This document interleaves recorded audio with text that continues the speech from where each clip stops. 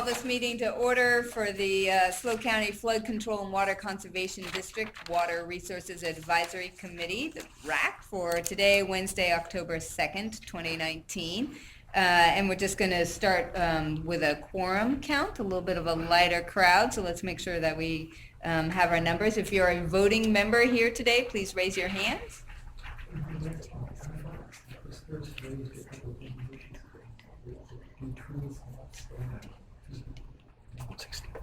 Yep. 16. Great, thank you.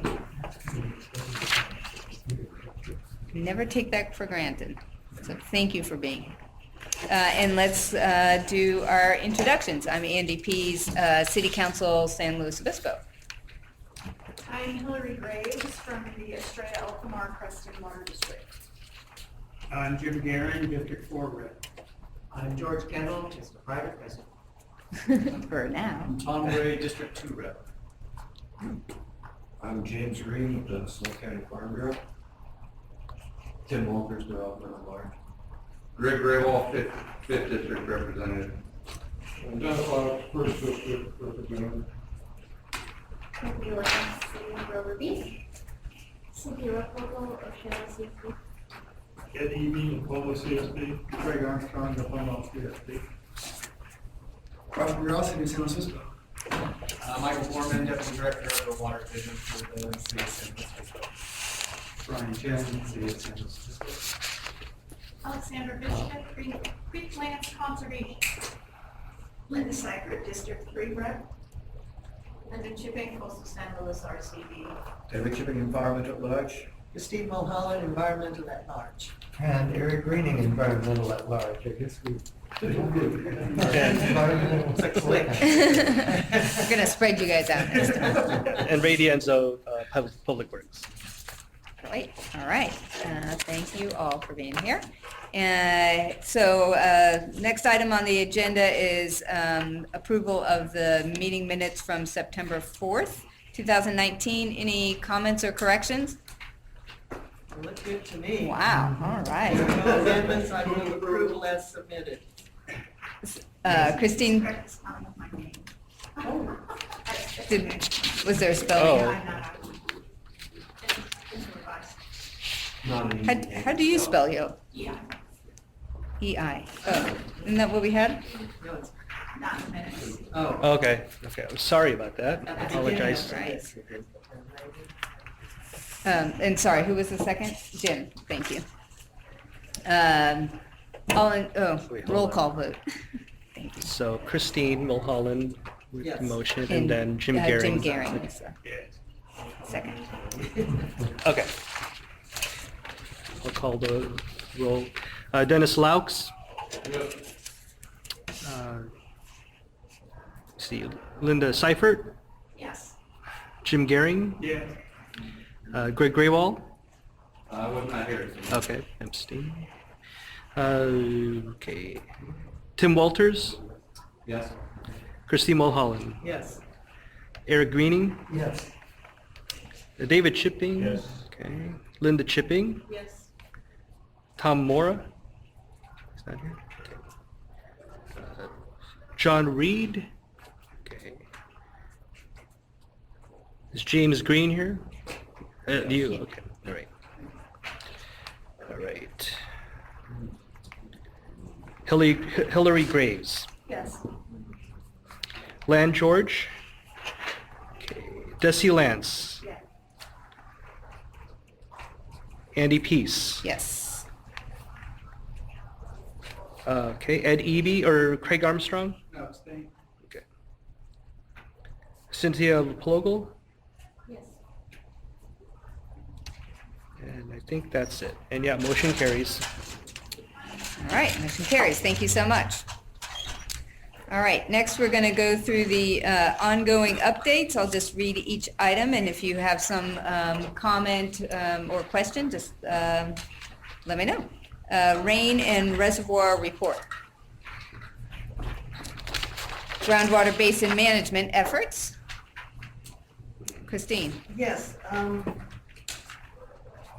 I want to just share a little bit of what the environmental community through the Sierra Club has submitted regarding the groundwater basin in Paso Robles. And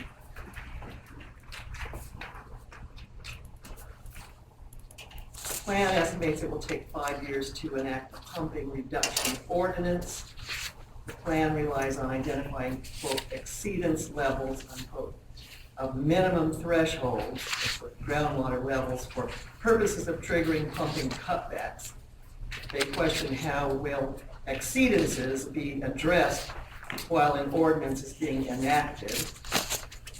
There must be an intermediate plan of action identified to mitigate current overpumping during the period before an ordinance is adopted.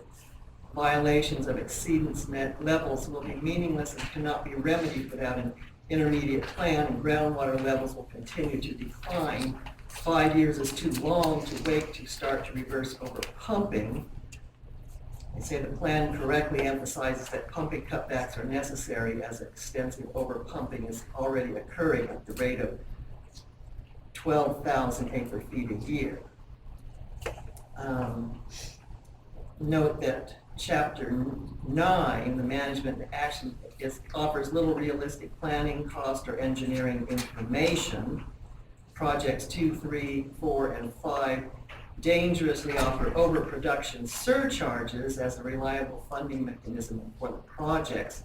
Overpumping or overproduction cannot be managed through a system of surcharge because entities will merely treat it as a cost of doing business and make no effort to change their business models. So it ends up becoming an absolutely necessary component of the financial survival of the agency. Leveling the surcharge, and there's little incentive for anyone to come into compliance.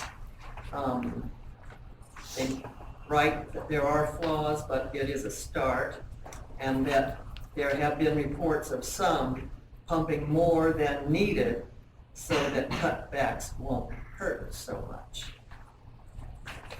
Thank you.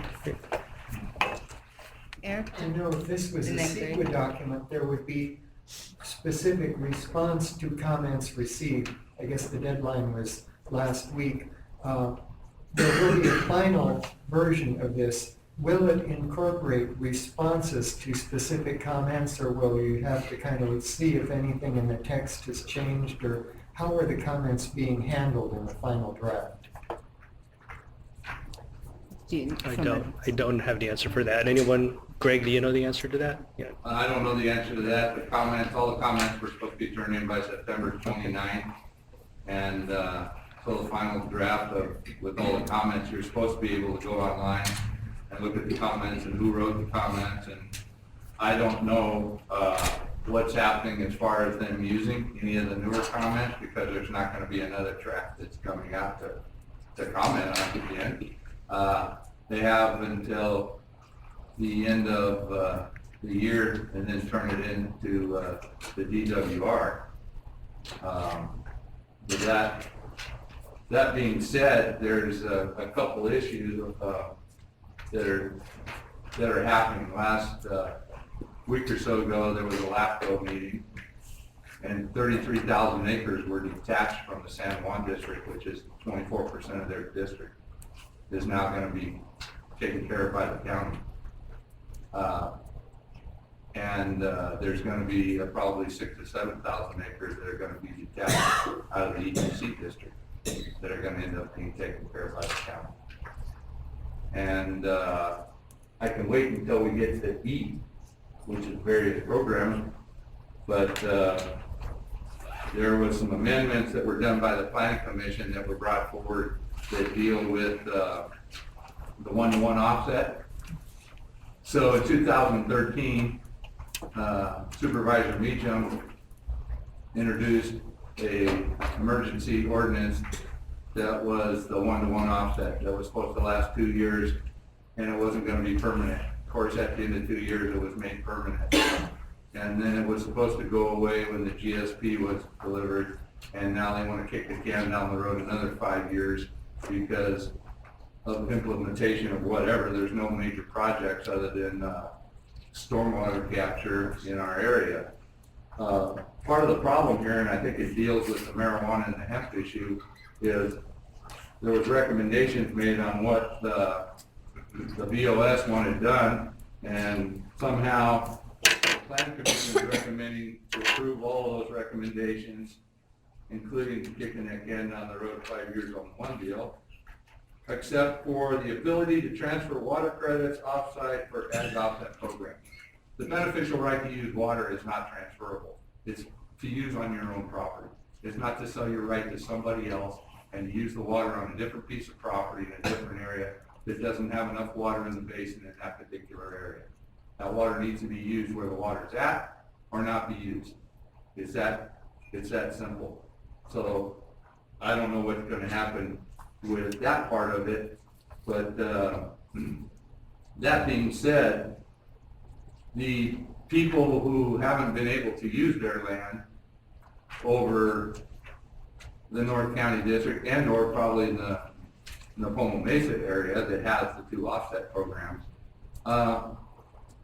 they first went through the 2 years of the temporary offset to 2 years of a permanent, or 5 years of a permanent offset. Now they want to do another 5 years. That's 12 years without any compensation for anything that they can do on their property while they're paying full property taxes to use their land. That's unacceptable too. They can't sell their properties with the rights that they have, that they're supposed to be able to do. There's a right to farm. There's a law about that right to farm. And there's a right to the beneficial use of the water beneath you. And this goes back to things that they should be included in the GSP. And one of the main things is the court order that was signed on June 7th from the Superior Court on the amounts of water that the purveyors receive from their prescriptive rights, which is less than 2,100 acre feet for all 5 entities. Okay. Thank you, Greg. Michael? Just wanted to share that for the San Luis Obispo Valley Groundwater Basin, chapters 1 and 2 are posted for public review at slowwaterbasin.com, and they'll be up until October 31st for comment. Great, thanks. Any other comments on the basin management? Lots going on. IRWM? Just to mention that the planning commission action on the Paso Robles Basin was not them in their final decision-making capacity, but in their advisory capacity. And this one will go on to the county supervisors as well as their actions relative to the tiny houses or second units. They took the last part of their agenda on that date was advisory actions. Usually they make final actions unless appealed, but those two were advisory. Okay, good to know, thank you. IRWM? Think we have anything new there? I could provide a short update. The projects that were selected from San Luis Obispo went up and gave a presentation a week or two ago in Salinas to EWR. So we should have some, it's kind of an initial presentation, but should have some initial feedback from EWR shortly. So that process is moving along slowly. When is the money going to be available? I'm not sure on that. Well, we've heard that it's split till middle of next year. That's correct, it's June. For availability of the funds for those projects that get approved? Is that what we're saying? Okay.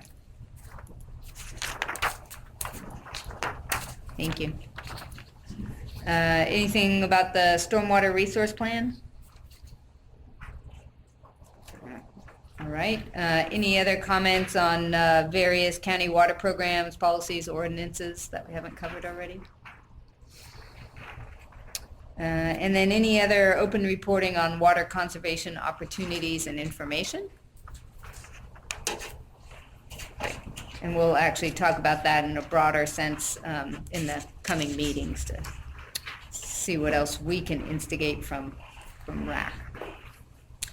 All right, so that concludes our ongoing updates. Were we going to get a Nacimiento, San Antonio, like a regular update? Or it was just added to the reservoir? Gotcha. All right, our next item is a presentation on base flow results for in-stream requirements for ecosystem species by Alexandra Vidchka from Creek Lands Conservation. Thank you so much for being here. We really have been interested in hearing about kind of all sides of our water-related efforts. Thank you.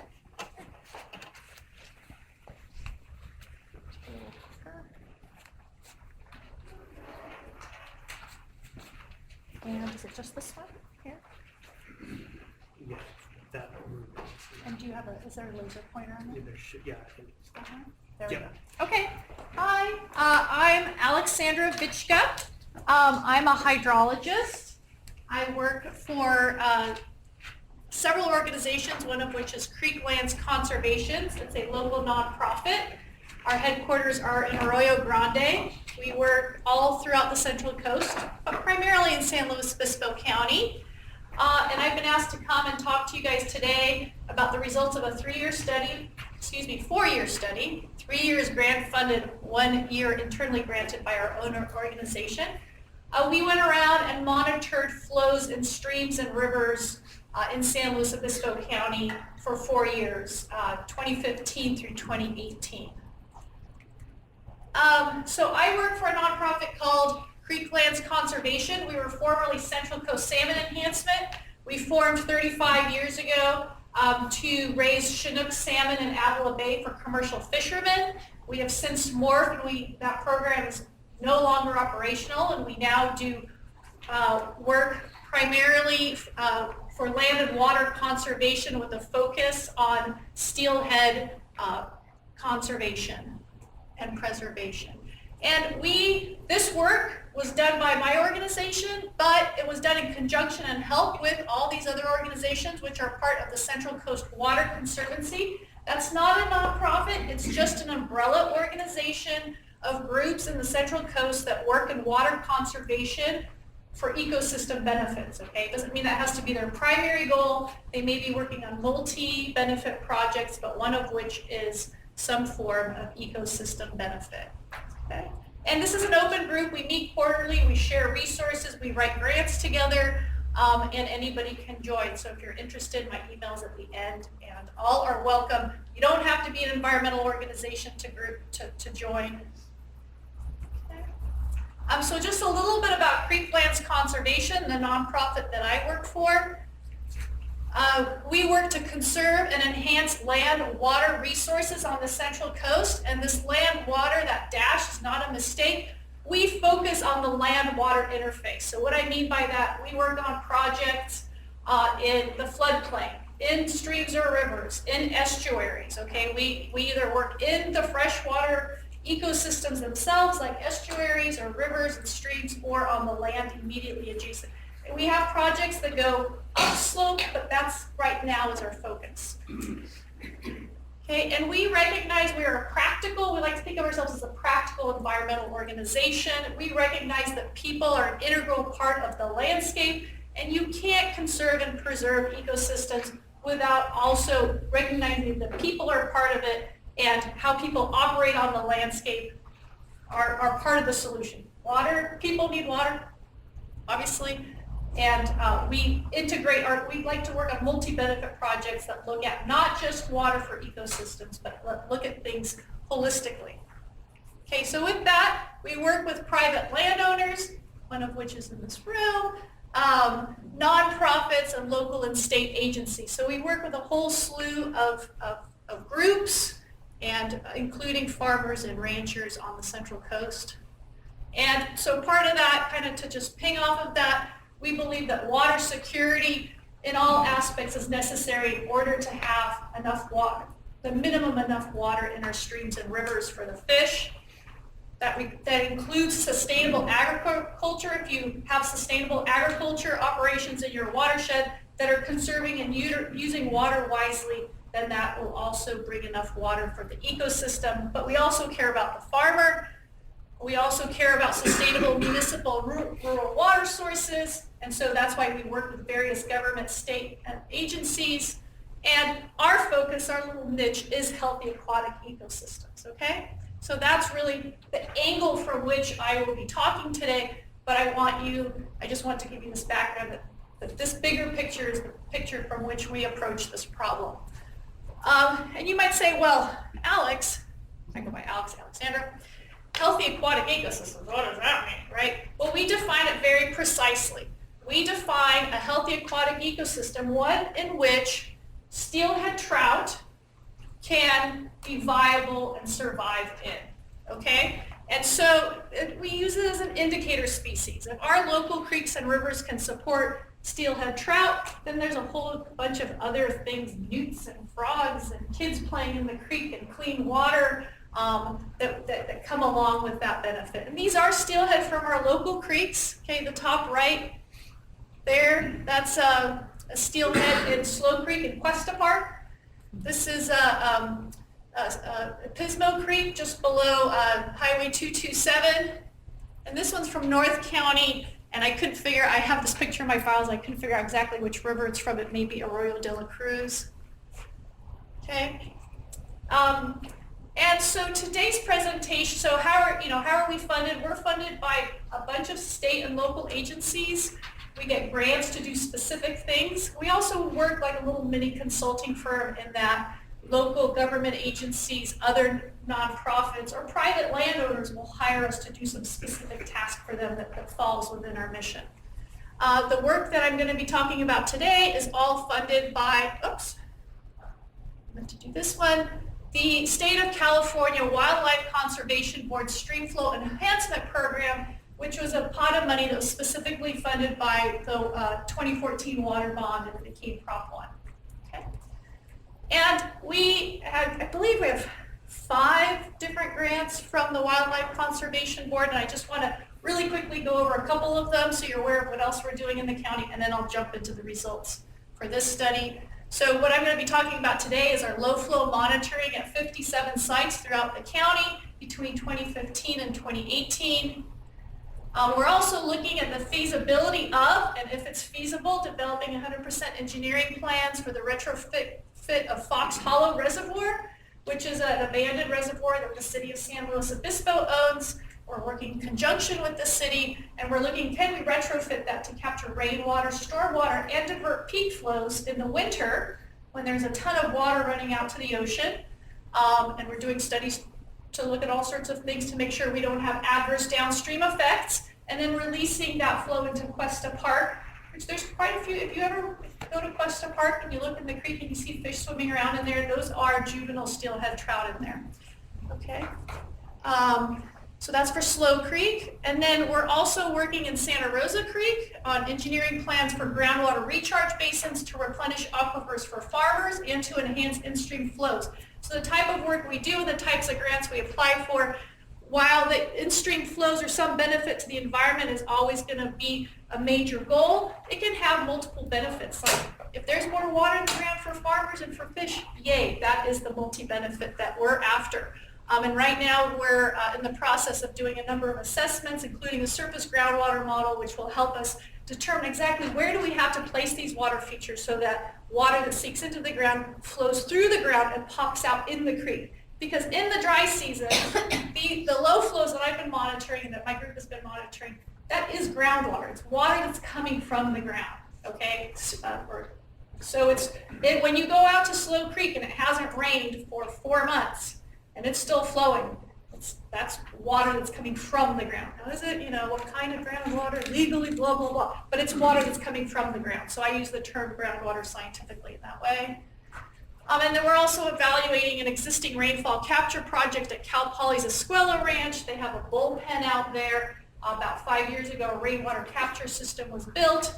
Rain that comes off the bullpen goes into storage tanks. And then the Escuela Ranch, which is a ranch that's operated for cattle, for Cal Poly's classes, for their animal science program. They usually pump water from riparian wells right at Pennington Creek. And so our partners built this rainwater capture system, and they use that water rather than pumping the wells that are connected to the stream flow. And Pennington Creek is a prime steelhead rearing habitat, so for juvenile steelhead. And I'll go into that a little bit here. So that is the study that I'll be talking about today. But if you're interested in any of this, we're always looking for more partners and trying to be more effective in the county. Please don't hesitate to reach out to myself or Steph Wald, who's in the audience. I'll give you our emails at the end. So really quick, steelhead trout, Oncorhynchus mitis is the species, genus and species. They exist, their range is from Kamchatka and Russia all the way down the coast and all the way to northern Baja. Okay, and here locally, this is an estimate by NOAA. They estimate that there's about 500 adult steelhead on average left in the southern steelhead population, which is Point Conception down to Baja, and about 500 Point Conception up to Monterey, which is the south central distinct steelhead population segment, or it has some special name, but it's a distinct population from the southern, okay, and different regulations, blah, blah, blah, look differently at these, okay? So last time I gave this talk, I didn't talk about the steelhead life cycle at all. Everybody, I assumed, knew it. Well, a lot of people don't. So really quick, steelhead live their adult life cycle out in the ocean, the mature fish, right? You can go ocean fishing, sport fishing for steelhead. Well, when they're ready to reproduce, they swim into freshwater streams and rivers. They lay their eggs around here, like in Slow Creek. You can see them downtown swimming through, usually around December, or as soon as on creeks where we have sandbars, it's once the sandbars breach. And they come in and they build a nest in the gravel of the stream and they lay their eggs. Last year on San Luis Obispo Creek, walking just a short portions of San Luis Obispo Creek, the Department of Fish and Wildlife found 45 steelhead nests on San Luis Obispo Creek. That's not all of them, but that's how many in the short segments that they were able to access that they identified. The eggs live in the subsurface of the gravel for about 3 months. They turn into little fish with yolk sacs. They absorb the yolk sacs and then they come out into the water column as juvenile. They have different names when they're baby fish, parr. And eventually when they go out, fry at first and then parr, and then eventually when they're ready to go out to the ocean, they're smolts. But that doesn't happen for 1 to 2 years. So the baby fish live in the freshwater in our local creeks for 1 to 2, sometimes 3 years. So there's always steelhead in the system. It's not like they just come in and a lot of people think they just go out, so who cares if the creek dries up in the summer. The creek dries up in the summer, the steelhead for that year they're gone. That genetic population is gone, okay? This is not a steelhead, this is a chum salmon, but it's a cool picture. This is, chum is the same genus. All Pacific salmon are the genus Oncorhynchus, so this is also an Oncorhynchus, just like the steelhead is an Oncorhynchus. But the female actually flips on her side, and if you're lucky enough in one of our local streams, you'll see her whacking her tail on the bed, and she kind of carves out this depression. These are actually the eggs that she's released, and then 2 males here are jockeying to fertilize her eggs. That's a sperm cloud there. And then she'll cover those eggs back up with her tail, and those eggs will develop in the gravel for 3 months. Okay, this is all happening in our creeks, our backyard, right? It's crazy and it's amazing. And we're starting to compile some videos of this stuff to try to share it with the public. So here's a picture of a young juvenile steelhead with its yolk sac still attached, living out in the clean gravels. If you've heard, why the hell do we have TMDLs for sediment? How's it bad for the environment? Well, while these guys are in here, this is not related to my talk, fill up with sediment, it kills all the eggs and it kills all the juvenile steelhead. So that's how one of the ways that fine sediment can be a pollutant in our system, okay? And one last thing that not everybody realizes is that steelhead trout and rainbow trout are genetically the same thing. They're both Oncorhynchus mitis. So the big guy comes in from the ocean. The steelhead is big because there's a lot of food in the ocean and they get really big. They come back in, they lay their eggs, and some of those babies will go back out in the ocean and turn into steelhead. Some of those babies, well, for whatever reason, we don't know why, choose to stay in the freshwater, and they'll be small steelhead, and they'll sexually mature at 8. Around here, I see mature trout in Slow Creek, at 8, 10 inches, and those are sexually mature. They're spawning and doing all that I just described in Slow Creek, and we call them rainbow trout, but it's the same thing, okay? They're not different, they're just one gets big because they have a lot of food and one doesn't. And it's actually why we have this species of Pacific, if you will, salmon, it's a salmonid, down here, because they evolved in dry years when they can't get past the sandbars. they stay in, they turn into rainbow trout, and then in years when there's a lot of water, they turn into steelhead. So the reason why we don't have Chinook and we don't have other things running in our local rivers is because this guy is evolved to live in our region. Okay, so it'll help you interpret the study. I know the results are very quick. So here we go.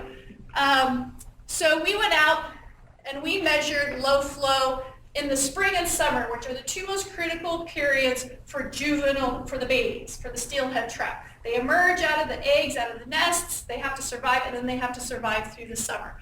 And so we went out and, based on a previous study conducted by Stillwater Sciences, a local consulting firm, we identified 57 sites through the county where we wanted to find out, is there water? And is there enough water for fish? Okay. And this, the map and all the data that we collected is available online. And I can provide that to you if you don't have time to write it down if you're interested. So measuring continuous flow at low flows in spring and summer is very expensive. We didn't have the money for that. We just went out one time, we did spot measurements, one time in the spring, one time in the summer at these 57 sites, and we said, is there water and is there how much? Because if you only go out one time and the creek is dry, there ain't no fish in there, right? So just going out one time starts to provide a snapshot in a situation where there was a dearth of data and we just didn't know, okay? And something is really important is we only included in our sites that had good documentation that historically they had perennial flows, year-round flows, and supported steelhead historically. So, in our area, lower rivers go dry a lot. And we didn't go to an area that we thought, well, it goes dry anyway. We only went to those spots that we believe historically supported steelhead trout and had perennial flows, okay? That's important in understanding the results. So once we went out for 4 years and we measured this, what do we do with that data? Well, luckily, we did this because it was a previous study where environmental water demand for all these sites had been estimated by Stillwater Sciences. And so what does that mean? Okay, environmental water demand for this study is defined as the minimum amount of water needed to maintain juvenile steelhead requirements. And based on this study, each river is different, but the minimum environmental water demand in spring for the SLO County was anywhere between 0.5 and 4 CFS.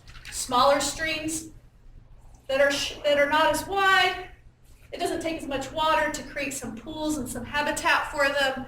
Bigger, wider rivers require a little more water to create the same depths and velocities that juvenile steelhead trout need to make it through the dry summer months, okay?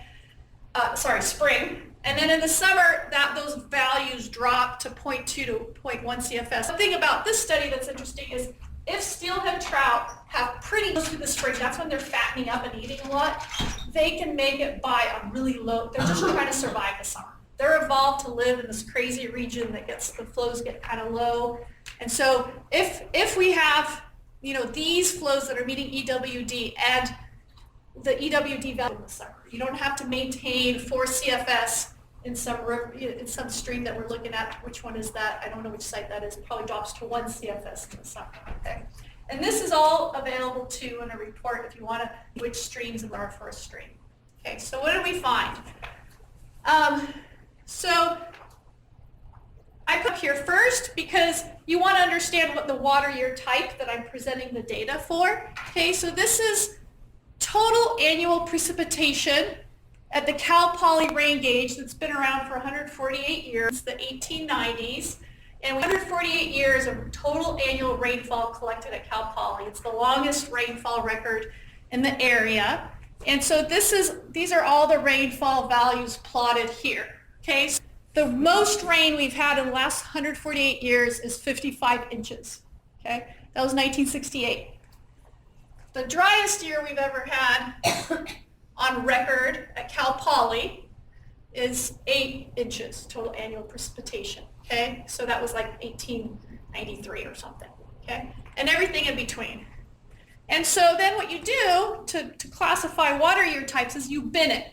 And you say, well, because this is such a long record, it's nice to analyze such a long record, it's rare as a hydrologist, the 10% wettest years, we're going to call those very wet.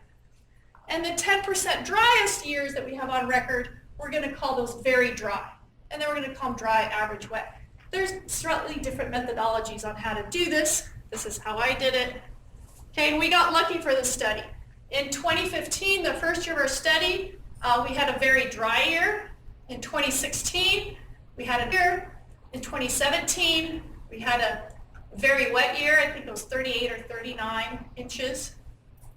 And these water years are the year in which the water data collection ends. So 2017 ends in July of 2017. And 2018 over here had 14 inches and it was very dry, or it was just dry, it's right here. So we got lucky. We have data from our local creeks from very wet to very dry conditions. Just one data point per category, but it's something, it's a start. Okay, so here's the results. Ignore the dash lines for a minute and look right here, this orange line. So what this is telling us is that in 2015, a very dry year, 18% of the sites, those 57 sites, met environmental water demand. 17% of sites met environmental water demand in the spring of 2015, and 15% of sites met EWD in the summer of 2015. Okay. Very dry year, coming off the tail end of a drought that by most measures was the most severe of the last century. So not a lot of sites met environmental water demand in 2015. 2016, average year, we got more rainfall. But the thing about stream flows is stream flows aren't just based on what falls out of the sky that year, it's groundwater levels, which is based on years. So 2016 average, but it's still being influenced by this drought that happened before 2016. So the numbers are still fairly low. Then we got a 27, in 2017 we got a very, and not surprisingly, the numbers jump up. Now 80% of our sites are meeting environmental water demand for drought, and about 45% are meeting in the summer. So this is really kind of one of the key findings of the study. We expect things to not be great during drought years. Maybe not quite this bad, we're hoping. We'd expect not as many of our streams to be able to support flows for fish. But if in 2017 only 45% of our sites in a very wet year are providing habitat for steelhead in areas that historically provided steelhead, that's something that for us as an organization. This is an estimate by NOAA. They estimate that there's about 500 adult steelhead on average left in the southern steelhead population, which is Point Conception down to Baja, and about 500 Point Conception up to Monterey, which is the south central distinct steelhead population segment, or it has some special name, but it's a distinct population from the southern. Okay, and different regulations, blah, blah, blah, with different regulations, okay? So, last time I gave this talk, I didn't talk about the steelhead life cycle at all. Everybody, I assumed, knew it. Well, a lot of people don't. So, really quick, steelhead live their adult life cycle out in the ocean, the mature fish, right? You can go ocean fishing, sport fishing for steelhead. Well, when they're ready to reproduce, they swim into freshwater streams and rivers. They lay their eggs around here, like in Slow Creek. You can see them downtown swimming through, usually around December, or as soon as on creeks where we have sandbars, it's once the sandbars breach. And they come in and they build a nest in the gravel of the stream and they lay their eggs. Last year on San Luis Obispo Creek, walking just a short portions of San Luis Obispo Creek, the Department of Fish and Wildlife found 45 steelhead nests on San Luis Obispo Creek. That's not all of them, but that's how many in the short segments that they were able to access that they identified. The eggs live in the subsurface of the gravel for about 3 months. They turn into little fish with yolk sacs. They absorb the yolk sacs, and then they come out into the water column as juvenile. They have different names when they're baby fish, parr.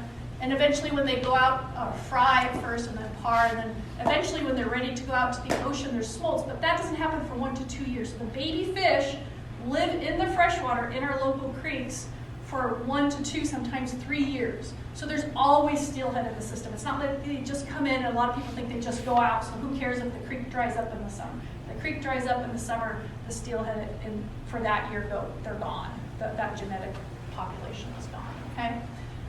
This is not a steelhead, this is a chum salmon, but it's a cool picture. This is, chum is the same genus. All Pacific salmon are the genus Oncorhynchus, so this is also an Oncorhynchus, just like the steelhead is an Oncorhynchus. But the female actually flips on her side, and if you're lucky enough in one of our local streams, you'll see her whacking her tail on the bed, and she kind of carves out this depression. These are actually the eggs that she's released, and then 2 males here are jockeying to fertilize her eggs. That's the sperm cloud there.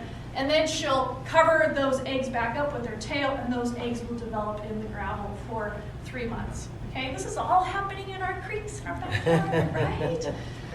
It's crazy and it's amazing. And we're starting to compile some videos of this stuff to try to share it with the public. So here's a picture of a young juvenile steelhead with its yolk sac still attached, living out in the clean gravels. If you've heard, why the hell do we have TMDLs for sediment? How's it bad for the environment? Well, while these guys are in here, this is not related to my talk, filled with sediment, it kills all the eggs and it kills all the juvenile steelhead. So that's how one of the ways that fine sediment can be a pollutant in our system. Okay? And one last thing that not everybody realizes is that steelhead trout and rainbow trout are genetically the same thing. They're both Oncorhynchus micas. So the big guy comes in from the ocean. The steelhead is big because there's a lot of food in the ocean. They get really big. They come back in, they lay their eggs, and some of those babies will go back out in the ocean and turn into steelhead. Some of those babies, well, for whatever reason, we don't know why, choose to stay in the freshwater, and they'll be small steelhead, and they'll sexually mature at 8. Around here, I see mature trout in Slow Creek, at 8-10 inches, and those are sexually mature, and they're spawning and doing all that I just described in Slow Creek, and we call them rainbow trout, but it's the same thing. Okay? They're not different. They just, one gets big because they have a lot of food, and one doesn't. And it's actually why we have this species of Pacific, if you will, salmon. It's a salmon down here because they evolved in dry years when they can't get past the sandbars. They stay in and they turn into rainbow trout. And then in years when there's a lot of water, they turn into steelhead. So the reason why we don't have Chinook and we don't have other things running in our local rivers is because this guy is evolved to live in our region. Okay, so it'll help you interpret the study. I know the results are very quick. So here we go. So we went out and we measured low flow in the spring and summer, which are the 2 most critical periods for the babies, for the steelhead trout. They emerge out of the eggs, out of the nests, they have to survive, and then they have to survive through the summer. And so we went out and, based on a previous study conducted by Stillwater Science as a local consulting firm, we identified 57 sites through the county where we wanted to find out, is there water? And is there enough water for fish? Okay? And the map and all the data that we collected is available online.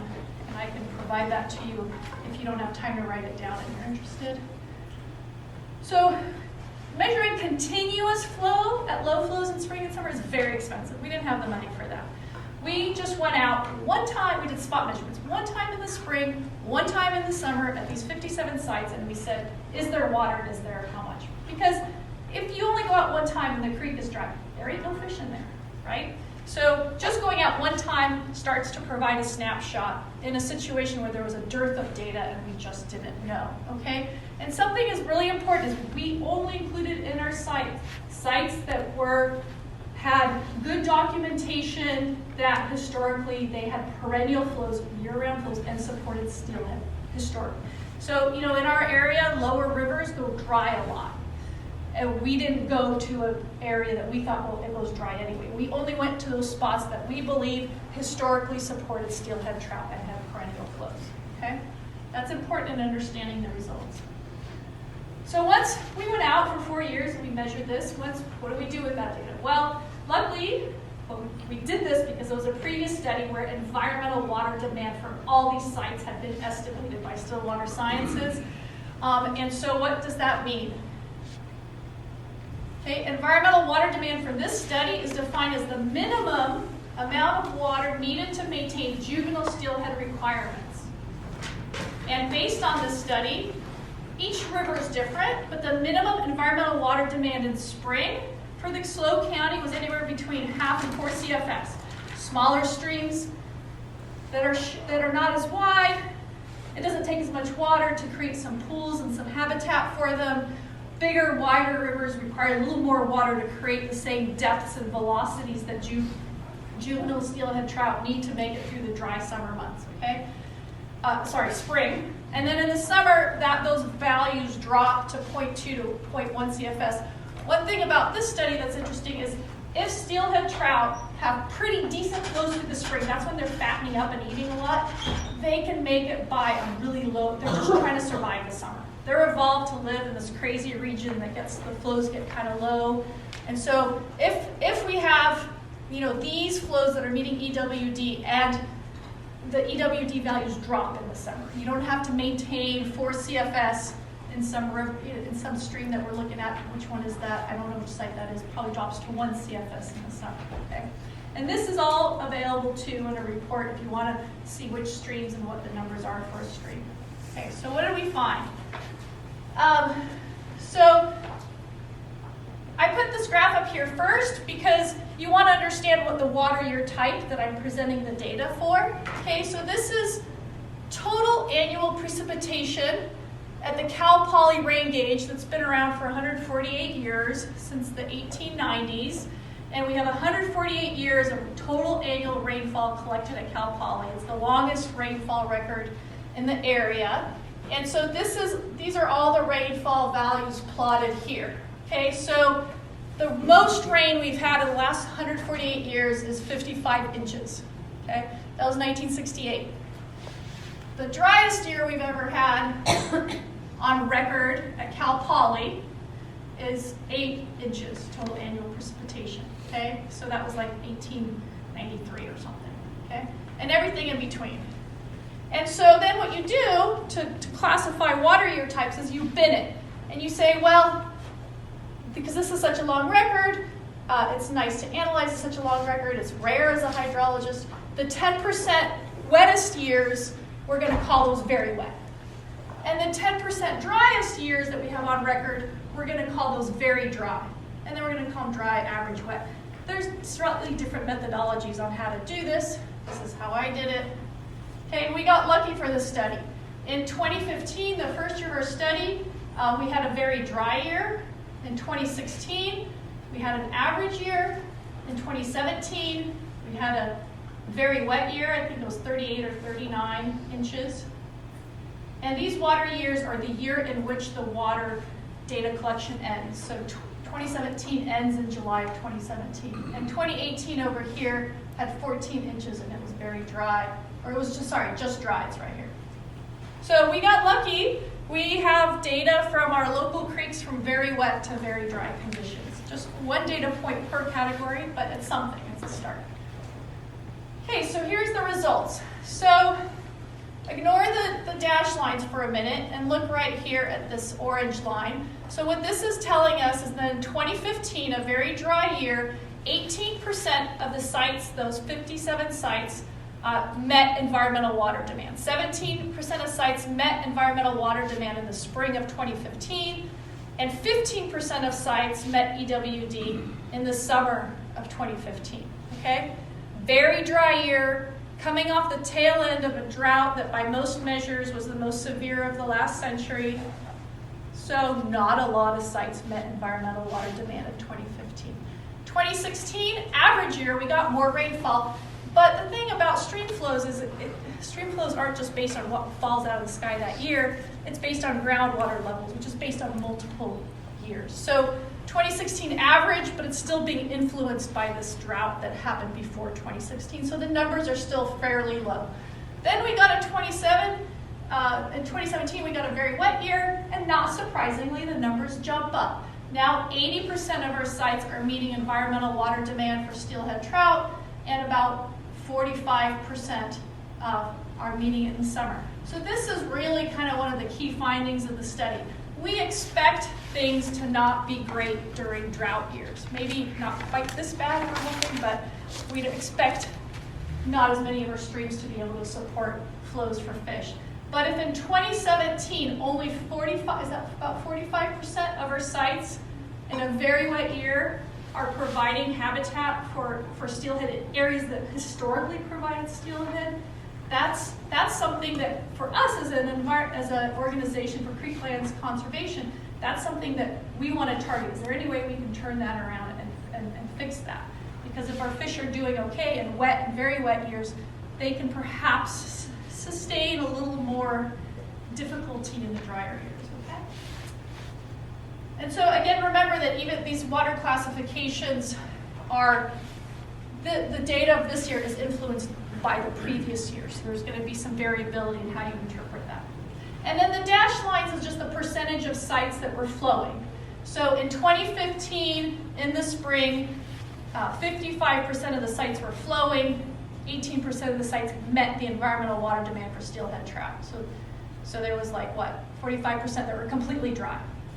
So even in it, like, and this is how we use the data as an environmental organization too, is like, these sites up here that never flowed, we're probably not going to go after them with grants and trying to turn things around at these sites.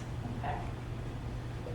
So here's that same data in a table format, the exact graph that I just showed, right? So in the spring and summer, there was 17 and 14% of sites that met environmental water demand in 2015, and here's 2017, quite a lot higher.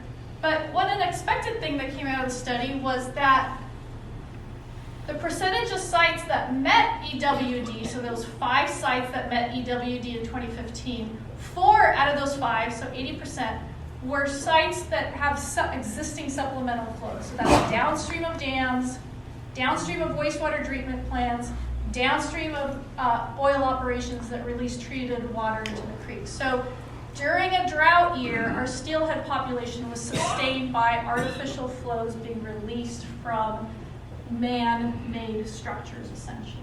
Whereas in wet years, that influence becomes much less important. Our steelhead, there's many streams that provide enough water for steelhead in the wet years that aren't just the streams where wastewater is being discharged. This was a water quantity study. The next step, if we can get funding, would be a water quality. Look at these sites in terms of water quality. We didn't have funding to do that. But, I mean, anecdotally, from what I've seen, many of these sites that have supplemental flow releases from dams or from wastewater treatment plants even have sufficient water quality, at least at some of the sites, to support steelhead habitat. That would be my expectation if we funded a study like that. Okay, so in summary, spring low flows are in moderately good condition in our county, okay, for fish. We generally have enough water in our streams for fish, especially in wet years or years following wet years. But our summer flows are in poor condition in all water year types, from dry to wet. And then existing supplemental flows from dam releases or wastewater discharge played a significant role during the drought in 2015 and 16 in providing enough flows for steelhead. So what that tells us as an organization is that if drought years become more common, these artificial flows may provide critical refuge habitat in a warming climate as we experience more droughts. And data from this study helps us prioritize creek with a high potential for future flow conservation and enhancement projects. So, like if a site scored really poorly, we're probably not going to as aggressively pursue grants and partners in that watershed for doing recharge basins or rainwater capture systems. Not that we're tossing them out the window, but we're going to focus our energies on those sites that are maybe doing okay but need a little bump, and then we can really turn things around at. And then maybe eventually we'll get to the places that are really not doing well whatsoever. And then I just want to say is we want to build more partnerships, a little plug for us. So do you want to develop rainwater capture or groundwater recharge projects in your watershed? Contact us. The data from this study is available. It's public, it's taxpayer funded. All of our data that we collect, that is on at least, well, depending on the funding source, it's available. And from this study, it's available. We work with private landowners. That might be a different case. And if you want more information, you can contact me at creeklands.org or my colleague Steph. I think you guys know, most of you know her, at creeklands.org. So thank you. A statement and then a question. The statement is dams can provide flow, but from the standpoint of the steelhead, they also have cut off what would have been viable spawning and rearing territory. Yes. So they are a mixed bag and not, obviously, rigorous environmental review would need to determine that balance for any proposal of a dam or any proposal to change the operation. We're not of a proposing dam. any new dams. Good. We're saying, looking at the existing landscape and looking at how water and land is managed. Right. Some dams are here to stay. How can we utilize that to make the best of it? The question is, given the value of this data, when is temperature likely to be considered as a factor? To some extent, it correlates with the flow because a slower flow means the water Yeah. heats up more. Yeah. But a lot depends on the climate too, and temperature is very significant in terms of the viability. Will that be in the next phase? That would be the primary water quality parameter that we're interested in, because flowing water usually has enough oxygen, and it's usually, unless there's a specific point source, not too impaired in our area. So the primary variable that we would be looking across all these sites would be temperature. We just need the funding and the money Right. to do it. Yeah, which is, it's hard to find money for strictly monitoring. If you propose a project and you propose monitoring with it, the state's willing to fund you. But if you just say, I just want data, but I want it for this specific purpose, it's very hard to get funded. Maybe the project is climate change and what we need now is baseline data. Yes, I mean, we will try, for sure. That is high on our agenda. Yeah. Have you looked at a study, and maybe George Kendall can jump on it because he's with RTD. So in 2004, and I think it was a 5-year study, it started before that, it was all on the Upper Salinas watershed. And it notes in that study that when the dam was built at Santa Margarita and Nacimiento, that less than 10% of the normal water flowed on the river on a regular basis, which to me is like cutting off your coronary artery to your heart. And it's a 200-page report that took 4 or 5 years. It has a lot of really good information in it. I don't know why we haven't brought it up in part of the Paso Basin stuff. It also noted that nothing's been maintained in the river because the flows were diminished. And in the 70s, they tried to accommodate that with a live stream agreement. And the live stream agreement actually let out less water than before they had the live stream agreement, which also impacted the basin and the fish and other wildlife. And other growth took place in the river that shouldn't have been there. Beaver dams that used to be there were gone. And then Fish and Wildlife and other agencies come in and won't let them mine the silt off of the alluvium to where the fish habitat would be better. Is any of this stuff ever looked at? The Salinas River is its own unique microcosm, even for the Central Coast. And I am working on the Salinas on a separate project, and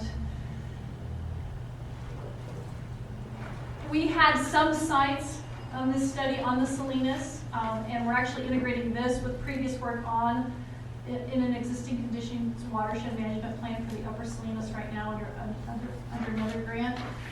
That wasn't the focus of this though. We only had like 4 or 5 sites. Right. I'm just bringing it up. Isn't ever looked at. So the problem is there isn't enough funding, and so some organization will get a grant and do good work for 3 years, and then it sits there until somebody else or the same organization gets some more funding, and then they're able to look back at it.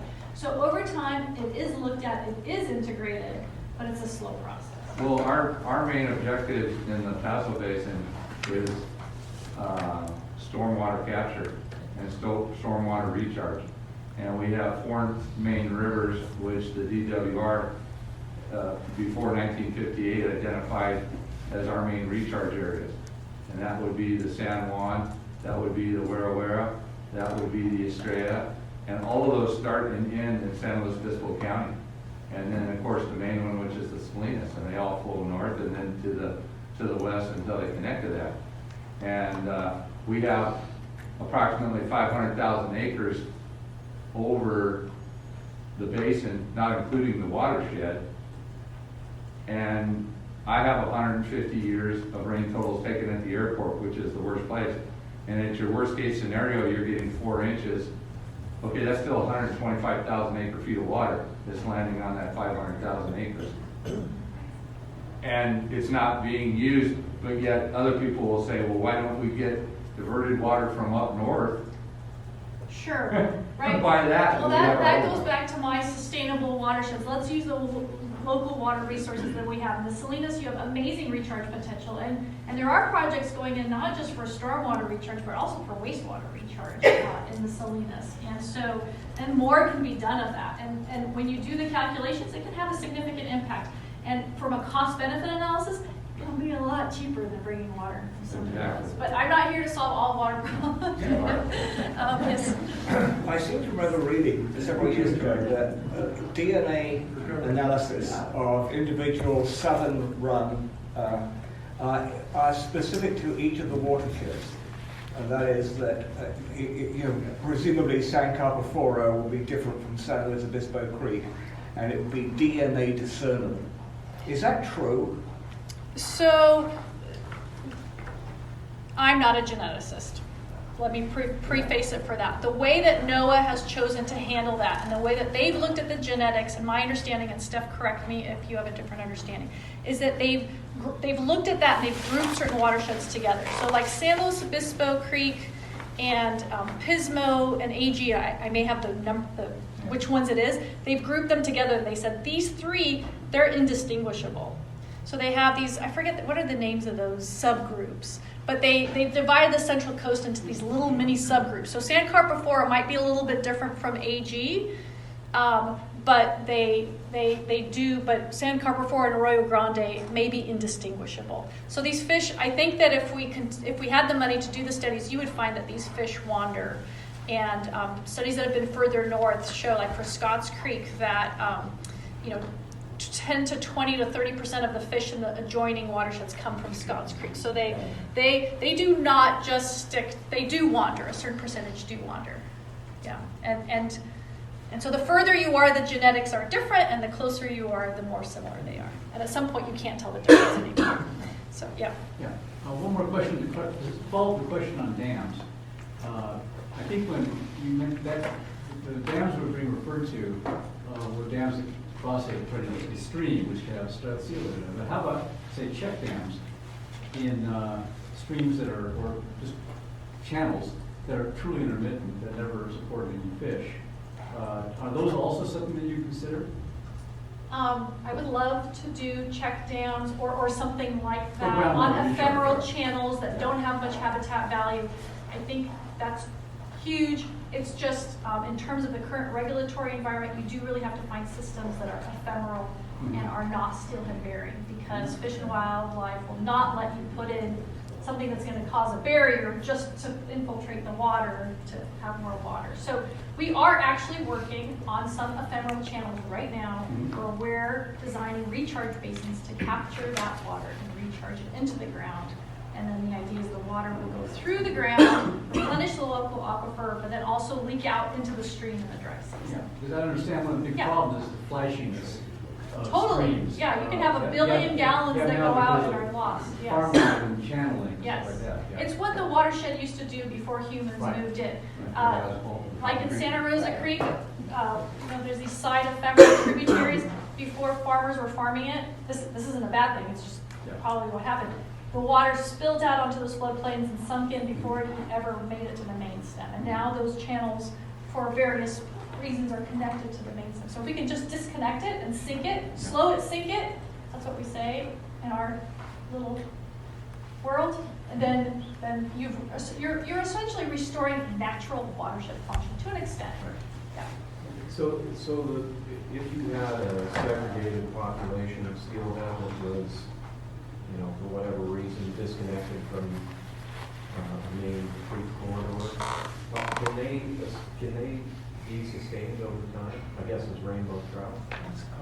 Could they? Yeah, I mean, over thousands and thousands of years, naturally they would evolve into a genetically different species. For our, within that watershed that they've been separated They from the could. main watershed. they could, yeah.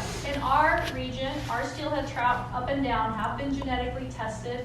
They are native, they're very pure, like compared to Southern California, when Fish and Wildlife goes around and tests them all in Southern California, there's a lot of stocked fish that have become established and not native. In our region, for the most part, our fish are very native, and they are related upstream and downstream. So if you have a dam, the dam hasn't been in place enough for that genetic separation to occur. They are genetically the same. But legally, those ones up there aren't protected under the Endangered Species Act upstream of the dam. So there's like science, and there's law, yeah. All right, Yes. last question. I don't know where to find this information, maybe you guys have it. Do you have a list of ephemeral creeks that aren't like habitat or No. steelhead? You just have to, you know, if you're working with a farmer, the farmer probably knows, start collecting some data. And you would essentially build the case as you're doing your engineering designs, you would do a study and document and maybe collect some data and make the argument. This is an ephemeral channel that doesn't support any habitat. Yeah. But that would be part of your engineering development design work. All right, Alex, Thank thank you so you. much. Thanks, Alex.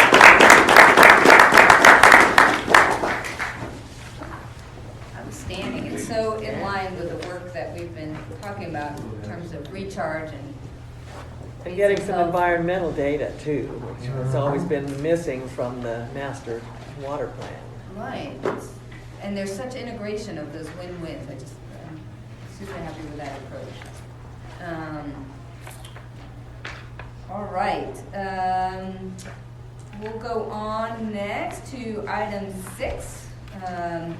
Consider approving George Kendall as Agriculture at Large member. As the first item. Yeah. No idea about unknown entity in our presence here. And then the second item will be consider forming a subcommittee to review other applications. So, starting So I with, move approval of George Kendall to become a member.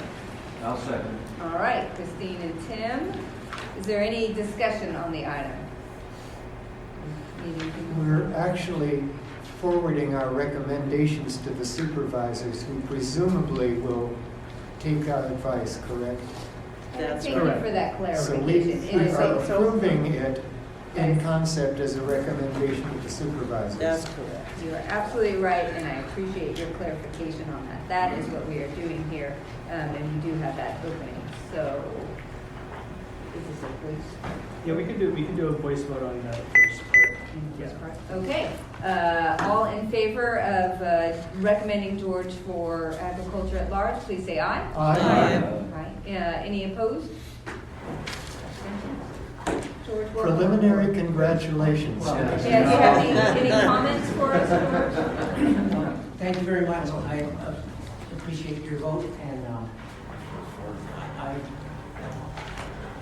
I wanted to say that I'm enjoying working with Alex on her various projects. So, Yeah, great, thank you. Yeah, I hope we kind of keep that conversation going, so thank you. All right, so the next item is, within that item is consider forming a subcommittee to review other applications. Ray, can you kind of explain? Yeah, that? so, as you guys can see, there's a lot of vacancies. I'm sorry, I'll get the light on. There's a lot of vacancies, or not a whole lot, but there are some vacancies. And as we get applications being submitted to me, some of these would probably need to be reviewed. And typically how we do them is we have them reviewed by a subcommittee, especially if there's more than one. Someone like George, we're familiar with him already, so like the WRAC committee can make a decision on that. But there are some applications that I occasionally get that we're unfamiliar with, that it would be good if I could hand it off to a WRAC subcommittee for them to review. So what I'm asking for this is that if we can get an ad hoc committee formed ahead of time, so that we don't, so if I get something mid-month, I can just email it to whoever is that committee that's designated to review them. And then we'll bring it up to the RAC, and then we'll listen to their recommendation, and then we can act on it. And then along with that, would it make sense, because we do have some specific vacancies right now, that we kind of have an application period and a review point? Because it looks like we still have 2 Ag at Large alternates. Environmental at Large, we have 2 alternates. I guess those are the main ones. Everybody else gets to appoint their own. Yeah, and I have, I've sent actually 3, at least 3 in the last 3 months, solicitations to these groups, to the ag groups and the environmental groups, to get applications. So the application period is open, is what I'm saying. Right. I'd like to piggyback on that. I also contacted a couple of environmental organizations, Sierra Club and EcoSlow. And EcoSlow, I worked with Mary Szynski, and she's writing, and I'm working with her on getting information out that will be in the next publication to all of the memberships in the environmental community. So that word is going out as we speak. It should be hitting the streets here shortly. My comment, first of all, is that I understand that maybe we wouldn't be as familiar with some of the applicants as we are with George. And if that's a concern, then I would support a subcommittee. On the other hand, I think any of us can read these applications, and if we get a couple at a time, it's not a big deal to come in and vote on them. But all of that being said, I want to ask, would a potential subcommittee be able to do this work entirely online if you send this out, and then we can communicate with each other as a subcommittee online about yay and nay kind of thing without... Historically, that's how it's been done. Okay. That's important, because I'm ready to volunteer only if I don't have transportation hassles. Yeah, I don't want to be I have driving more around. than enough transportation Yeah, I don't want to be hassles. driving around and getting served, yeah. I just had a comment. And when we're talking about members for this group, it seems to me that the criteria are pretty minimal. So I'm not really quite clear on what basis we would be rejecting, for instance, someone from this committee. So for that reason, I can tell you, I'm not interested in serving on that ad hoc committee. It seems to me if they make or meet the minimal requirements, that it would be someone that should come forward to the group. So I don't think that discretion should be vested in anyone, any subcommittee. I guess my thought, I think that's appropriate question. I guess my thought is that if you're looking at a few different applicants in our dream world, a few different applicants for one post that you might, or 1 or 2 posts that you might be able to determine that you get a better representation of diverse voices with a particular mix of that experience, industry, etc. Maybe. And how often has that happened? Yeah, right. And looking at the list, Yeah. it seems to me that we're happy to have who's interested. We've had multiple candidates for Yeah. positions many times. But in the past, we've just created the committee on the fly to, be the arbiters of whatever interview and stuff like that. I'm not sure we need Do we a have- standing committee. Do we have applicants right now that need to be reviewed, applications? I have one application that needs that. I'm unfamiliar with this person, so, and I haven't received the application in the mail yet. Okay. So, All right, Eric. Yeah, I think in terms of sort of on-the-fly criteria, if I were either as a member of the WRAC entirely, or if we create a subcommittee and I happen to be on it, with agriculture, I would be looking for evidence of best management practices, knowledge of, application of, and some kind or degree of public involvement. And with environmental, again, I would be looking for a track record either within some organization or as someone who has persistently been participating in the public process relative to water advocacy over a period of time. I don't know, are there other criteria we should be thinking about? If it's not available on the application, it's not criteria, because we should all, public and others, be able to look at these applications and get some idea of these people and their service. That's what's in the application, and their background and their service. So I'm leaning towards agreeing with Linda about not needing this committee. I've never seen huge numbers of applications come in personally, and I'm perfectly capable of reading a couple of applications.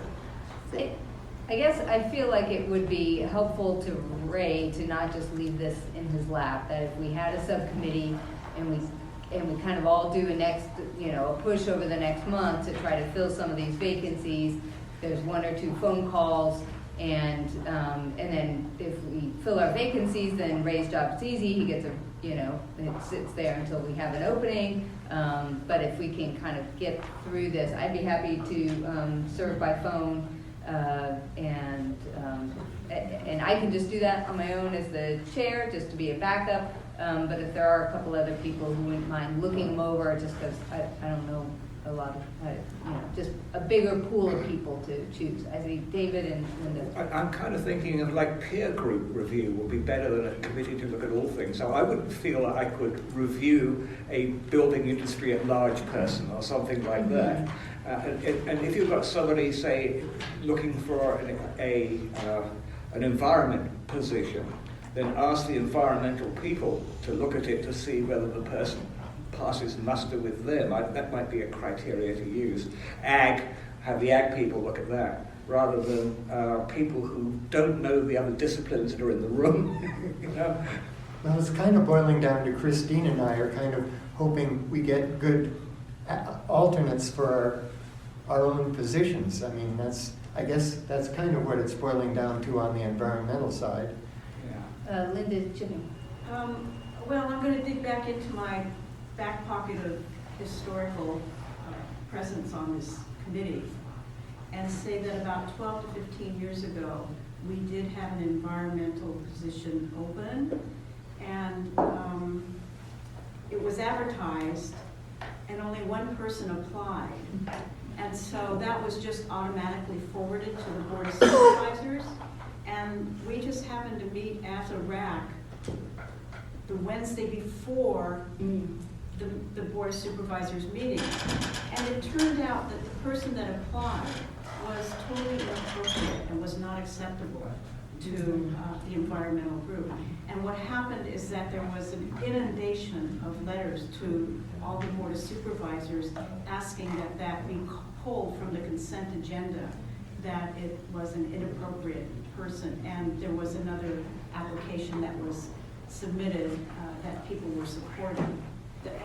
And so I would like to make sure that we don't get into that kind of an egg on our face type situation again. Well, although even if we don't do an ad hoc, an application would still come before this group.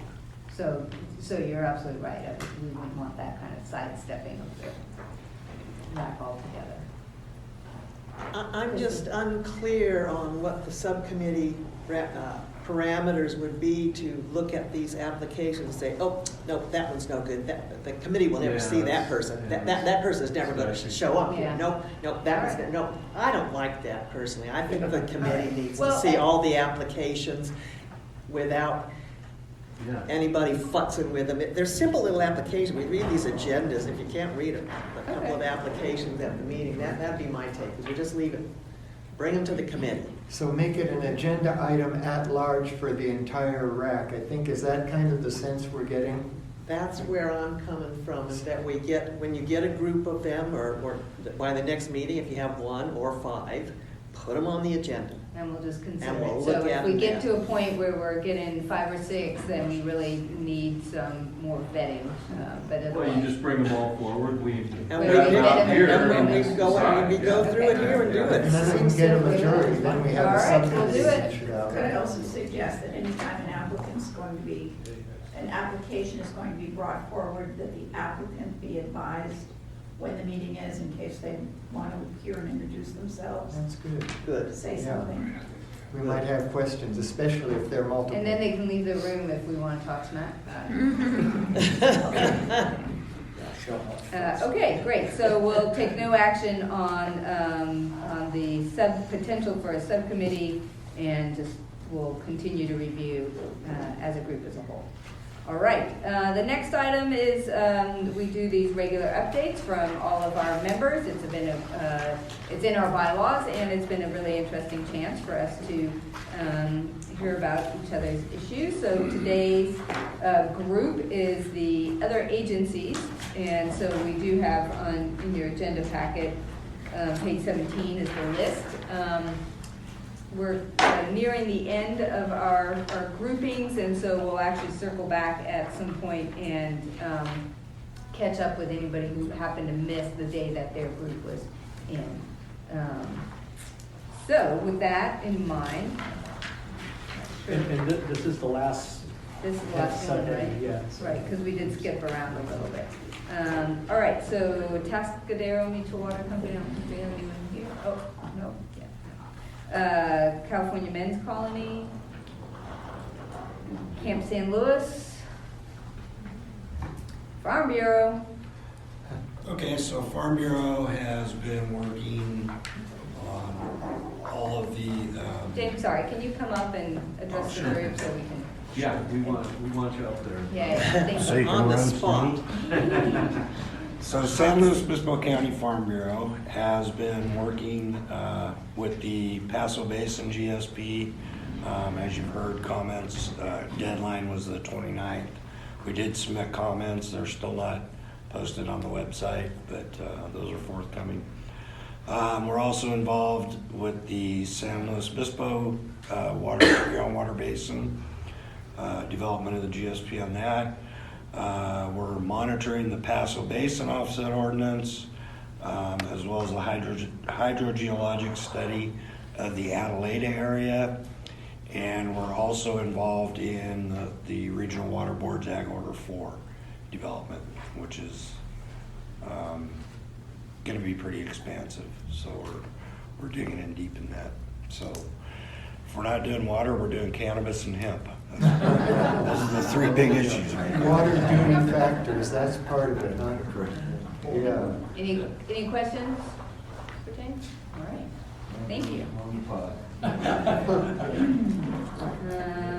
right, Questa, if anybody has a contact at Questa that, does anybody have a contact there to be able to kind of nudge them to at least have a representative so they could get the emails? Golden State, anybody here today from Golden State? All right. Shandon San Juan, I think so, and then Estrella Pomar. Hillary. I really don't have a lot to report. Estrella Alpamar Preston Water District has just been monitoring the latest final draft of the groundwater sustainability plan and discussing comments, which we did submit to the portal. As James said, I looked last night, I didn't see the comments. I think staff are still reviewing them, but you will find one on behalf of the Estrella Alpamar Creston Water District when they are all posted. Questions? Hillary, sorry, you have a question. Oh, yes. Yeah, thank you. You gave some very thought-provoking comments at the Planning Commission hearing that Mr. Graywall spoke of, and of course their action is still going to the supervisors. Do you have any thoughts to share with the WRAC relative to how to approach that agenda item when it goes to the supervisors? Are you talking about the offset? Yes. So I was not at the planning commission meeting. That's right, I guess I read the comments in the packet. Yes. They were part of the correspondence. The offset ordinance it's an interesting beast. In the original iteration, many of us in agriculture, including myself, back then the water district didn't exist. But I learned in my first college class ever, my teacher was Dr. O'Brien, 8 o'clock on a Monday morning, my first college class was economics. And I learned on that first day that the way you create a demand for something is to make it scarce. So I was not supportive of the offset ordinance in the beginning because I felt that it was going to create a demand for planting, which it did. But now that we have it in place, I think that we have to continue with it, because if we take it away, county staff has estimated that our overdraft could double. So right now it's estimated to be somewhere between 11,000 and 14,000. You hear a lot of different numbers, acre feet per year. And without the offset ordinance, the amount that people could plant or offsets that people have already applied for, it would increase our overdraft. So I think that until we implement our plan, bring our basin to sustainability, we need some sort of an offset ordinance to continue. Yeah, a lot of the discussion at the Planning Commission hearing was about whether the extent to which different parts of the basin operate independently or not. And obviously there is a portion of that basin that is in extreme crisis and other portions of the basin that are not in crisis at all.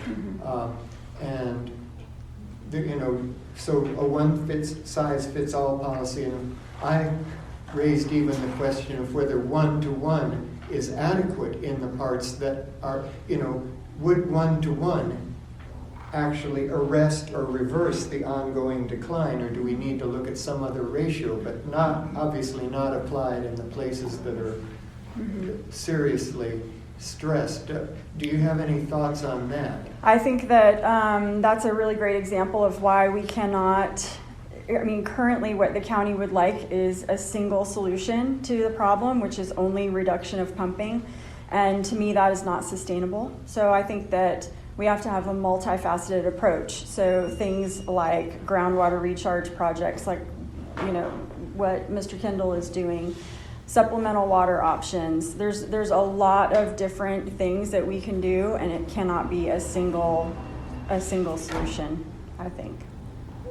Do you have a sense of the degree to which parts of the basin do or don't influence each other? I personally do not. I think that that's something else that we need to, there's tons of scientific research that we still need to do to learn more about the basin.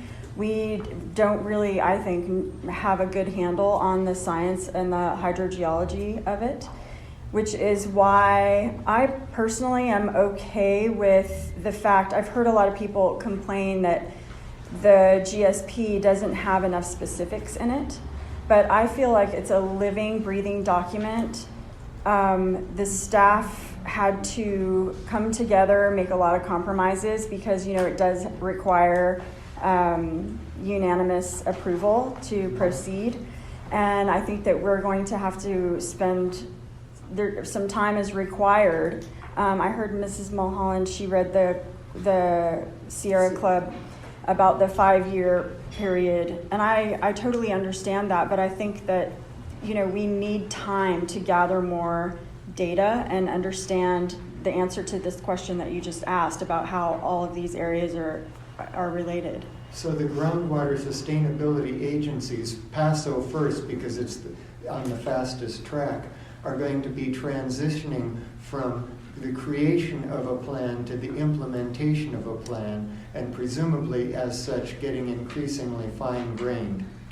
That's how I understand it. And I would also, I really feel like there needs to be an agricultural representative on whatever body ends up implementing the plan. because at the current Paso Basin Cooperative Committee, agriculture I don't really feel is very well represented. I mean, the Shandon San Juan, they have a seat, but all of the agriculture in the area that is represented by the Estrella El Pomar Creston district has no say.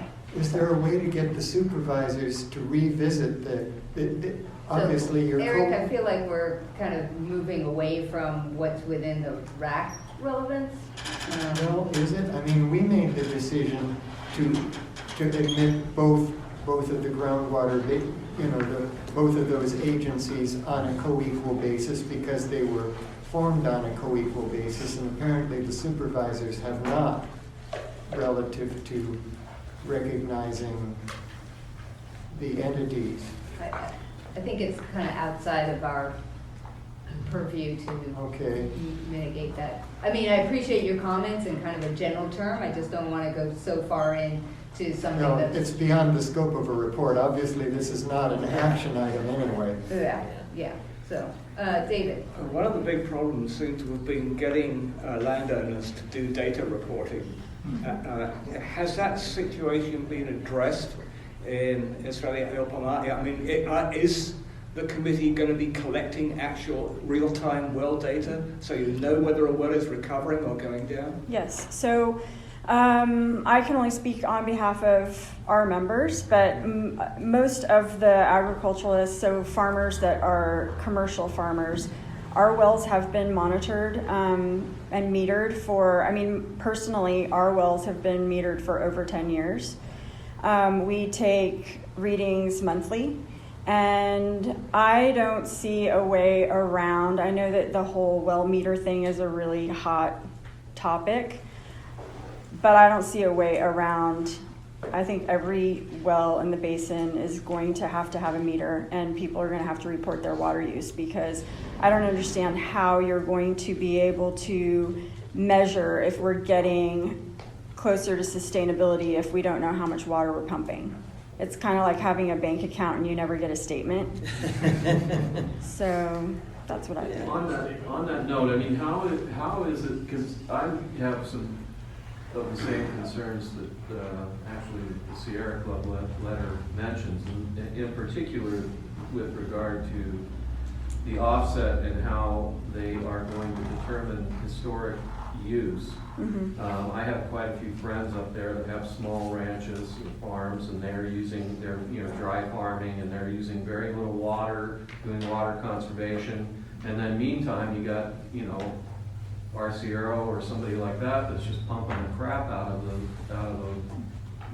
aquifer in order to establish historic water use. I mean, how is that being so addressed? a couple of things about that. First, I think it's dangerous to make assumptions about how much water other people are pumping, because really nobody knows. Just broadly. Yeah, it's. I think. Yeah, I mean, for example, people make a lot of assumptions about me, and that is where this winter we had so much rain that all of our ponding basins were about to overflow. And so what we did to keep that from happening and having bad erosion is we turned on overhead sprinklers in the vineyard while it was raining. So people are like, why are they irrigating when it's raining? Well, it's not irrigation, it's preventing kind of a disaster. So it's just an example. I think that before we make assumptions about people over pumping, we really need to be informed about that. But so has there been something put in place for historic water use? Yeah. So the whole thing with the historic water use, I mean, part of that is state law that you can establish your water right through your previous pumping. I feel like what is actually more fair and accurate would be to do it based on evapotranspiration. So science tells us there's an actual way of measuring how much water plants use. All living things respire, and you can measure that. So UC Davis has established evapotranspiration rates for all crops. If I don't think we do it here, but in the Fresno Bee, I remember my grandpa opening the Fresno Bee every day, and you can find evapotranspiration rates for the weather in the paper. So for us here, I think that, you know, grapes, the established number for wine grapes by UC Davis is 1.2 acre feet per year. And I would say that instead of, okay, if so-and-so is pumping 2 acre feet per year because when cutbacks come, they want to be at 1.2, actually, then the people who are already conserving get punished. Yeah. So I think it's better to say wine grapes use 1.2, everybody's going to cut back by 20%, so this is the number that you get. That is a very controversial point of view that I have, that I just shared with you, because That's not the direction they're heading. They're just saying, oh. Well, I mean, right now the GSP doesn't have those specifics in it. The other thing that's not being addressed is the fact that the county is letting people that want to grow marijuana buy an offset. And that offset is not offsetting anything, it's just collecting a fee. An example is somebody wants to put in 3 acres of marijuana on an outside grow between Templeton and the El Pomar area, and they're willing to pay $177,000 for their offset, which is good for 5 years. And so, to me, there's people looking, what is that offsetting? It's not offsetting anything, and somebody else that can't use their land, because people that haven't been able to use their land are looking for ways to get revenue to pay their taxes. And if these other people are coming in and say, hey, we want to purchase a lease on your land and grow this product, and this product isn't a right to farm ag product, it's an industrial crop that's being allowed in the state of California, and they're just buying an offset. The other thing is when the emergency ordinance happened in 2013 to the present, magically 10,000 more acres of grapes were planted. So, like was being said, there was a call of fire in an auditorium when the one-to-one offset happened, and people went out and planted and put in new wells and did a lot of things that they might not have done if that would have happened. And a lot of numbers are being used that to me aren't true science. And obviously, we're not going to hash this whole thing out, and we're not going to do it, and this is not a legal forum. But I can tell you from being involved in the quiet title action and going to court 25 times in San Jose and listening to the judge and experts speak and seeing evidence, stuff was being taken from there and trying to be pushed into the GSP that isn't true. And I have the court documents to prove it. And there's people in charge that are sitting on these boards that were on past boards. I look, 10% of the basin is an irrigated ag. So you can't say that 10% of the people that are in irrigated ag get to control the basin when the other 90% isn't. So just to be clear, we don't want to control the basin. We only want to have control. You know, we just want to the people that opted into our district. We only want to be able to speak on their behalf. But I think this is like outside probably of EPC stuff, but I do need to just you know, I mean, it's no secret that Mr. Graywall and I we don't always agree on things, but we do have a mutual respect for each other's perspective, and we have talked about. I agree with his point of view about the cannabis, which doesn't have anything to. That's not our thing at EPC that we had any control over, but the Board of Supervisors chose to have that be a commercial operation instead of an agriculture operation, which is why they can pay to offset their water use, whereas all of us in agriculture have to actually truly offset our water use. And that money that when they pay into it goes into a county fund that supposedly is going to be used to retrofit old non-water efficient like toilets and washing machines and things like that, which I think is a personal responsibility. But that's just the money they're getting from new construction off of houses. The money that comes, no money's been collected yet from any of the marijuana grows. Not one dime. And the marijuana money that's supposed to be collected is supposed to go to basin projects, not retrofits on houses. The money from new construction for houses, which is about $5,000 to $6,000, that's added on to your building expenses, that goes to other people if they need to retrofit or do stuff they can't afford to do it. So if anybody has questions about EPC, I would love to answer them, otherwise I would like to be excused.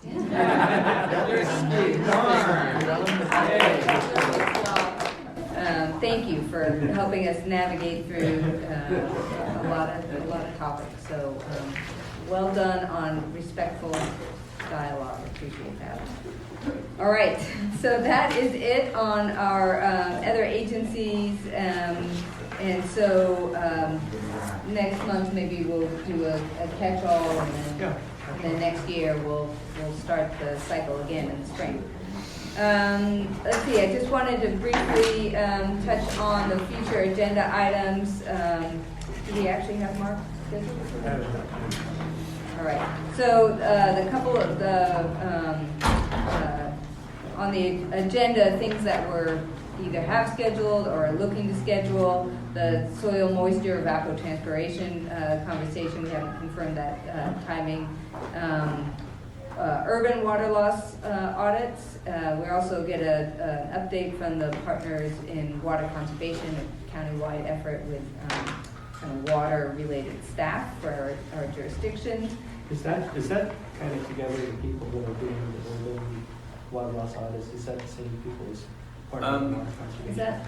I can present the water loss audit thing with Marcus, our distribution supervisor, on November 6th, right? Yeah. Yeah, we can do that one. I can regroup for sure with the partners in water conservation and see if we can at least give an update and try to get more Sure. people to show up. Kind of a while you're here, that would be Okay. terrific. Okay, so we'll do those two. Kind of a joint. You can see other areas of interest. Is there anything else that's not currently on here that should be? Christine? I would add there the review of applications for memberships when they're available. All right. Good. Anything else? All right. And then our final item, any public comments for items that were not on the agenda? Patricia? Just for clarification, the current offset ordinance prohibits the sending site to be in the red zone. So there are limitations within the basin from where you can get the water. So there is that. There are also deed restrictions attached to the sending site. So I think we do in fact look at the basin in terms of where are the hot spots, if you will, the red zones. And the county has made sure in its current ordinance that you can't be getting an offset from those zones. It's prohibited. So there are some protections there. All right. Thank you. Christine? I would just like to comment on the 3-day series that the Tribune has done. If you didn't get a chance to see the San Joaquin Valley's major issues with water and trying to address Sigma and how it's going to be affecting people in the poorest part of our state, or one of the poorest parts of our state. And coming from I know this is not a WRAC issue, what goes on in the valley per se, but I think there's some instructive information in those articles, so suggest reading that. I have 3 generations, I grew up over there in that exact area, and 3 generations of farmers in citrus over in that area that people are learning and having to deal with, and probably cutting back acreage, a lot of acreage being lost to irrigated ag. Yes. So interesting article. I just want to recommend that. David? Articles. I believe Stanford or someone has been doing some flights over the Paso Robles Basin that's meant to do deep penetration of where the aquifers are or something like that, and I'd sure like to know more about that, if that's right. I think if you go to the Paso Basin Cooperative Committee website, I'm pretty sure that there's a picture on there of the helicopter with the thing, and you can click on that to read more about it. I think they're flying like right now, and we'll get the data soon. Yeah, that'll be interesting. No. It's October 15th. Well, more specifically, third week of November.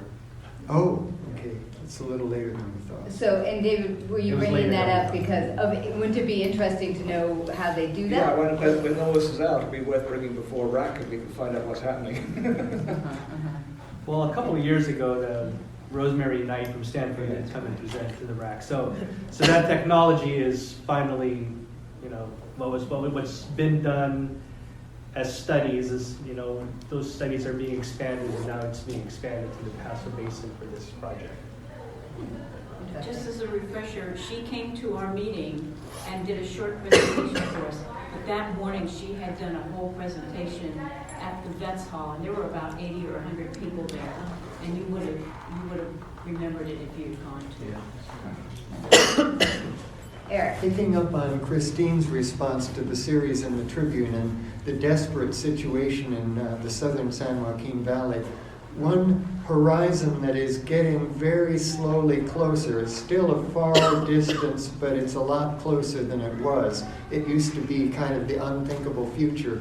All the contracts around the state water project are essentially going to have to be renegotiated in the 2030s. I think it's either 2030 or 2035 that all of the present contracts essentially expire. And it's going to be interesting to see what kind of dynamics start to gather as people start to realize that's coming closer.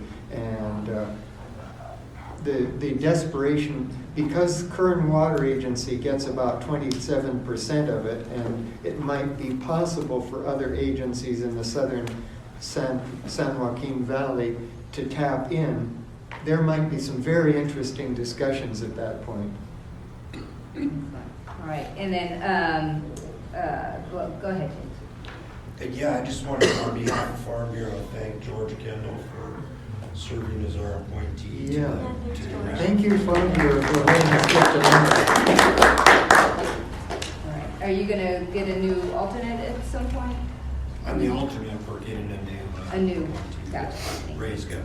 And then I'll also, through Ray, send out, I don't have the specifics, but a flyer. There's going to be in this room in a couple of weeks, a water, kind of gray water, rainwater recycling presentation by some folks from Green Goods and Landscape. And so more of the urban scale water conservation, but I think it'll be excellent. Going for the technical, the how to implement it, more for professionals. So if you could help get the word out when you get the flyer, I'd appreciate it. Just a slight correction. I mentioned the Tribune, and the articles were in the Tribune, but they were from the Sacramento Bee. So if you're not looking for the paper itself, you can look online. It's the Sacramento Bee who presented those articles.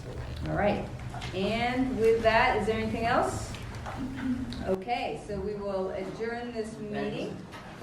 And the next regular meeting is November 6, 2019 at 1:30 here in the library. Meeting adjourned. Thanks for your patience with all our questions.